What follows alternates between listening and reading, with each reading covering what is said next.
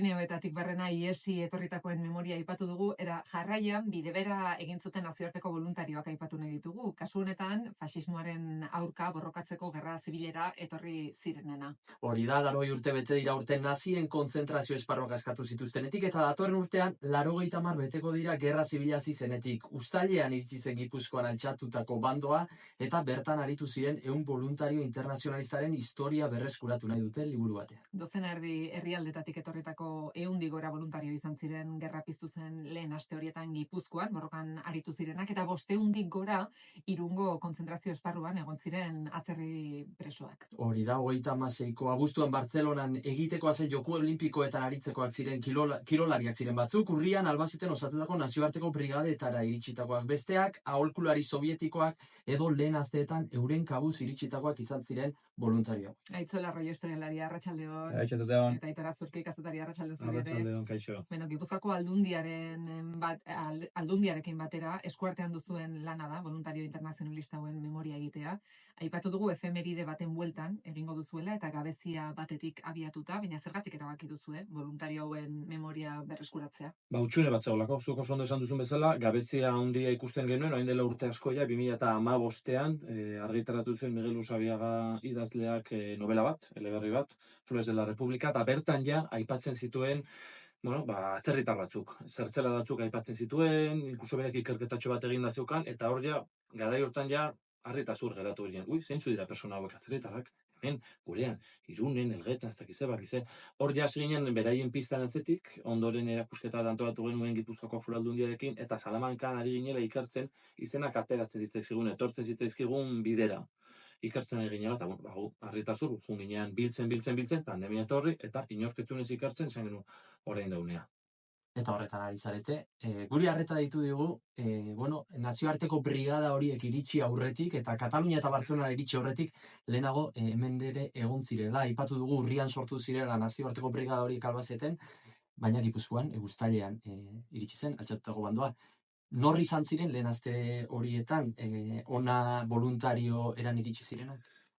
Hemen kontuan hartu behar dugu, Uztaila erdialdean estatu kolpe bat ematen dela, eta albisteak, egun batetik bestera ja, Europan zehar zabaldu zirela, eta kontuan harturik, garai hartako testu ingurua 30. hamarkadan faxismoaren gorakada orokorra zegoela Europan, bazegoen batetik, hemen barnean, eta baita Euskal Herri mailan, antifaxismoa eta errepublikare aldeko aldarri edo behintzat horren alde atera zirenak, eta bestetik, aipatu bezala, nazio artetik, dei hori ez, pixkat antifaxismoa eta ezkerreko mugimenduei loturiko jende konprometitua, azken finean, zekitela, edo behintzat, mundu gerra edo gerrate baten aurrekari bezalako espazio bat izan litekela hemen Espainian, eta hori dela eta lehenengo mugimendua ja, abuztuaren lehen egunetan jamaten da, estatu kolpea emanetan dik 2 astera ja, lehenengo mugimenduak ja, Italia, Frantzia, Belgika, Polonia, Alemania, Austria,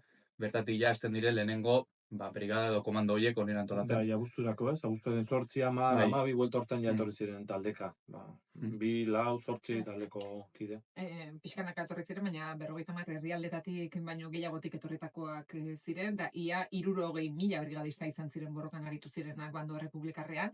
Gurean, zer nolako presentzia izan zuten voluntario eta brigadista hauek? Orain arte egia da, Aitorrek aipatu bezala, antztura edo behintzat bakanean geratu dira historian zehar, orain arte, Francisco Vargas Alonsok ikertua duela 20 urte, eta berak kontabilizatzen zituen 60-80 bat kontuan hartuta, gero Euskadiko gobernua sortu zenean, gehienak asesore bezala edo tekniko aditu bezala etorri zela, nagusiki Sobietar Batasunetik.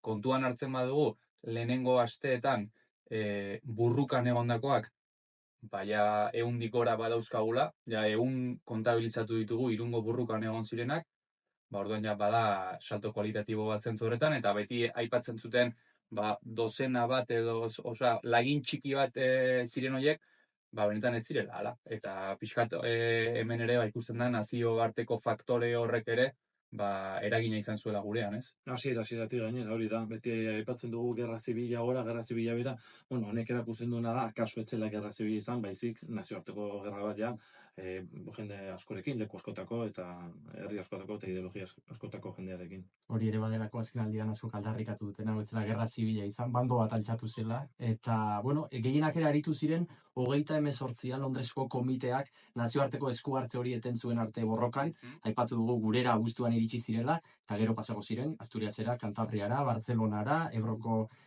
frontera zin izan zen pixkat ibilbidea, Gipuzkora iritsi eta gero ze bide egin zuten voluntario hauek.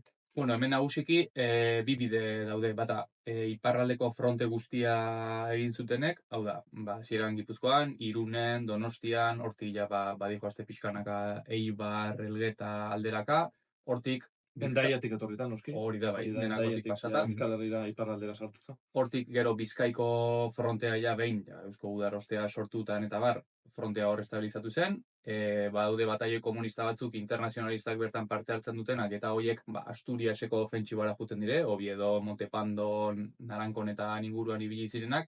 Eta behin iparraldeko frontea, kolpisten esku geratzen denean, 37ko udan, erbestera juten dira, Frantzira juten dira, eta hor badaude batzuk Frantzian geratzen direnak, eta beste batzuk Frantzitik, Bartzelona edo Kataluniara, berriz ere burrukan, eta hor ja bai nazioarteko brigaden barruan kokatzen dira, ez? Baina ordura arte, hasierako kasuetan bezala, milizia improvisatu horiek, Eusko Gudarostean ere, badaukagu, bataioi, internazionalista osaturiko bataioi bat, Europa bataioia, ala ere dituriak oso adirazgarria bada, eta badaude hor bertan, 30-40 internazionalista bertan kokatzen ditugunak, eta hoien buruan Jacques d'Hernani ez izenez ezagun zen frantziar bat, bera Hernanin egon zen burruketan, eta abitzen hori bere hartu zuen, eta bera gero izen horrekin sinatzen zuen, eta orduan, bi bloke horiek, ezta? Frantzian geratu zirenak, baina ez zutenak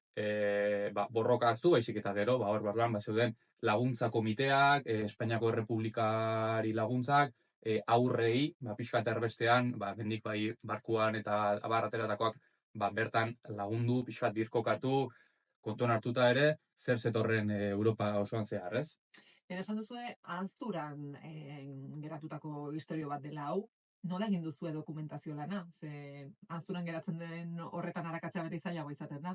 Artxiboetan arakatuta, lehenik eta behin artxibo, Espainiarretan, baino estazio bat zuten ere bai, Sovietarrean, hori importantea da, Sovietar batasuneak artxibo potente bat izan zuelako, eta hori egun Rusian dago, ez da, 15.000 bat dokumentu aztor ditugu, ez da, dokumentuekin galdutan nago. Herberetako artxiboetan ere, eta noski, Barcelona, Salamanca, Avila, eta da pixka bat, ariak heldu eta tira itea, ez? Nola besatearen izenak jaso, lekuak eta juntiratzen, ez? Pixka bat.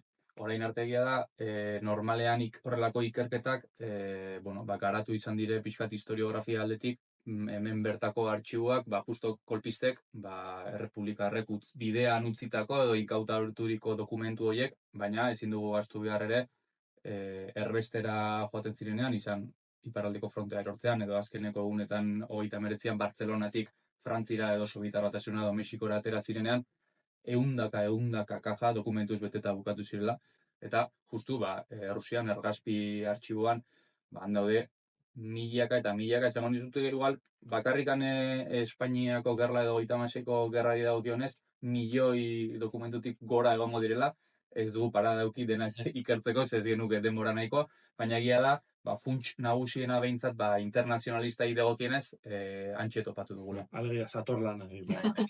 Adimen artifiziala lagunduko du horretan, agian etorkizunean, baina zuek, aldeko duzuena da, ahozko testigantza, asko konpartituko zutela voluntario horiekin, gerran, batalioian egongo zirela batera, eta hori ere jasoko zela belaunaldi batik bestera, okerrezpanago, ari zarete testigantza horiek eskatzen ere. Hori da, deialdi bat egin dugu, gizarteari deialdi bat egin diogu, ahozko testigantzak, eta ez bakarrik ahozko testigantzak, Aiton Amonei entzundakoak, edo lenguzuren guzinei, eta baita ere dokumentuak, argazkiak, badakigu ez dela erresa, gai oso zehatza delako, baina euskalo, azkenean, testigantza txikien bitartez ere bai osatzen delako, historia letralarri zidazten den historia hori, eta irutzen zaigu importantea dela, ariei tiraka jarraitzeko, eta, bueno, inoiz ez dakizu ez, olako pistatxo batek nora eramatzaitzaken. Entzulen artean pistaren bat baldin badu norbaitek, internazionalistak abildua gmail.com elbidera idatzi dezala, eta zuek gero tira egingo diozue horri. Bueno, lehen, izen bat bai aipatu duzu, baina izen abizen batzuk aipatzearren bada hor ere Estera Silberbergen hori azpimarratzen duzu, Bai. zergatik nortzen? Bai, bueno, pixka bat iturrura izan zelako, nobezatarren, honen guztiaren pizkundea nobezatarren, honen esatetenan da ekimen honena, oraintxe bertan aurkeztu dugun hau proiektu bat da, baina ekimen askoz ere zabalagoa da, dokumental bat egiten ari gara, area audiovisual izeneko produktor batekin, Gasteiztar produktorekin, zergatik, zuk esan duzun bezala, Estera Silberberg estoutxa bezala ezaguna zena, bere semeak liburu bat idatzi zuen bere garaian, amari eskatuta eskuizkribu batzuk idaztea, hementxe dut, frantsesez dago, eta irakurri genuenean liburu hori, harri eta zur geratu ginean liburu hontan, Euskal Herriari buruz kontatzen zuen, borroka ibilbide edo periploaren inguruan, izugarrizko ibilbidea zuen, Aitzuark esan lez, Hendaiatik helduta nola, Irunen borrokan, Durangoko Astigarragan, Zumaian, Donostian, Andoainen, esan nahi dut, Durangoko bonbardaketan egon zan, testigo gisa, Durangoko fusilamenduak ere ikusi zituen, zauritu zuten gudari bat hartatzen ari zala Legutioko Labatari Arreal ospetsuan, izugarrizko bukatzen du Bilbon, mujer izeneko emakume antifasisten eta gerraren aurkako aldizkari batean idazten. Bai, dokumental bat, Bai, orduan, horri tiraka, ekin genio eta zen nuen, hemen mamia dago, baina emakume hautzen bakarrik etorri. Elkartasunaren bidetik jende askoz gehiagorekin etorri zen, guazen jakitea zintzu den persona hauek ere bai, ez da, gizon emakumezko hauek hortaz, emakume hau estoutxa ardatz hartuta, hartu zen komentatzea, Gortinskirekin etorri zala, Abraham Gortinski bere mutil laguna, ez dakigu baino, kide batekin etorri zen, bere judutarra, estoutxa bezala, poloniarra, estoutxa bezala, medikuntza ikasten ari zirela, biak etorri ziren, azkenean, hor, historio asko daude, bizitza historio asko, estoutxarena bat da, pixka bat adilkatzen ari garen garrantzitsuenetako nobezatarren emakumezkoa zelako, momentuz, Euskal Herria etorritako emakume bakarra. Guk dakigula, dokumentatuta daukagula, hasieratik bukaerat, ziur aski gehiago egongo ziren. Baina dokumentatuta, lehenengo egunetik abuztutik argazki eta guzti bukaera arte, mujeres aldizkarian 37an idazten du, apirilean eta hor, ordura arte dena dokumentuta daukagu. Hortaz, iruditzen zaigun oso historia potentea eta atzean etorriko diren eta dauden beste asko ere bai noski. Daudenak etorriko direnak, 100 gora direlako, momentuz identifikatu dituzuenak, ez dakit izen abizen identifikatu dituzuen, Estera bezala gai izan zareten euren biografia osatzeko, edo zenbateraino sakondu ahal izan duzuen izen abizen hauetan. Bueno, guk lehenengo pista edo behintzat izena topatzerakoan, gero pixkat horrazten da, ikerketa arrakala bat, azken finean izen abizenak, nondi datorren, nondi jaio den, filiazioa, nun ibili zen burrukan, zenbat aioetan, eta orduan, behin izena abizena lortuta pista horrek irekita dizu, baina gehienak, behintzat herrialdea badakigu, nun ibili ziren borrokan baita ere, Gipuzkoako Irunen batzuk, gehienak, Donostin, Hernanin, Elgetan, Eibarren, badauzkagu kasu bakanak,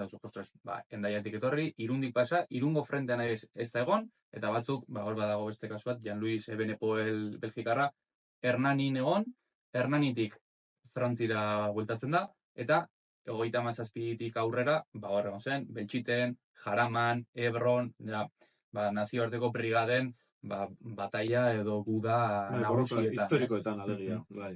Eta behintzat, ikusten dugu, presentzia ere Euskal Herrian, kasuetan, badutela, ez? Eta bakoitzaren periplo ibilbide hori badaukagu, eta kasu askotan gero ere badauzkagu, beraiek eskuz idatzitarako, beraien autobiografia bezala, eta horiek guretzat, batetikan kriston karga dute, ze beraien eskuz idatzitakoak dira, eta batez ere, eskaintzen duten edukiaren, ze kontatzen dute, beraien bizitzak gerra baino lehen nun ibiltzen ziren, ze ikasketak egin zituzten, ze sindikatu edo mugimendu politikotan aritu ziren, hemen atxilotu ziaten, hemen ez, honela etorri ginen onaino, autobusez, trenez, 4 ginen, 8 ginen, 2 eritzen ginen, eta gero ere hemengo periplo guztia, eta ondorengo, pixkat gerra oste hori, 39, 40 arte, ez da pixkat guretzat, eduki edo behintzat, narratiba hori osatzerako garaian, eduki oso berazgarria da. Baina baduzuela zer aztertua eta zer kontatua. Eskerrik asko gaur gai pasan lagin bat gurekin partekatzeagatik eta esango dugu, goratuko dugu, internazionalistak@gmail.com eta elkarrizketa hau entzun duen bati zerbait bururatorri baldin bazaio, bertara idatzi dezala. Aitzola Arroyo historialaria eta Aitor Azurki kazetari eskerrik asko bioi. Mila esker zuri.